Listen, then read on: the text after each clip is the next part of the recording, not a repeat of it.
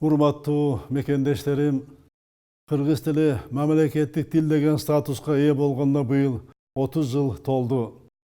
Сиздерди ушул маанилүү окуя менен чын дилимден куттуктайм.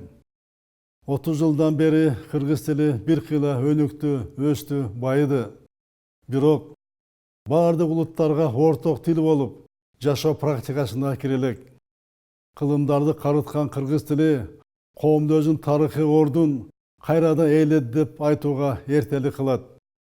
Алдыда кыргыз тилин сактап, өнүктүрүп, өлкөдөгү баардык этностор үчүн орток тил кылуу максатында аткара турган милдеттер арбын.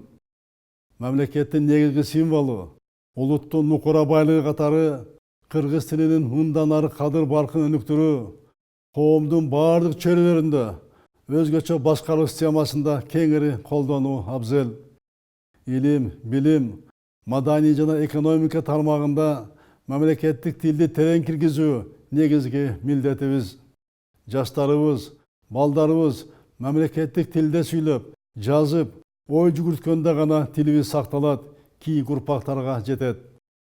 Өлкөбүз билимдүү, эне тили менен катар бир нече чет тилдерде сүйлөй алган кесипкөй жаштарга муктаж. Жаңы технологиялардын өнүгүшү менен илимде жана билимде жаңы мейкиндиктер пайда болду. Биз өз тилибизди азыркы заман талабы менен айкалыштыра билүүгө милдеттүүбүз. Кадырман мекендештерим, залкар ойчул улуу жердешибиз Чыңгыз Айтматов тил ар бир элдин каны, жаны, улуттун автопортрети деген. Ата бабаларыбыз сөзгө өзгөчө маани беришкен. Ар бир сөздү кыштай кынап, тоодой сепил куруп, бизге мурас кылышты. Дүйнөдө теңдеш жок көркөм дөөлөттү Манас эпосун жараткан кыргыз тили жаңы муундун жан дүйнөсүн жаңыртып, улуттун улуу руханий байлыгына жеткирет. Эне тилибизди кастарлап, барктап баалайлы. Мамлекеттик тилибиздин келечеги кең, элибиздин маанайы жарык болсун. Кыргызстаныбызды жараткан Кудай колдосун.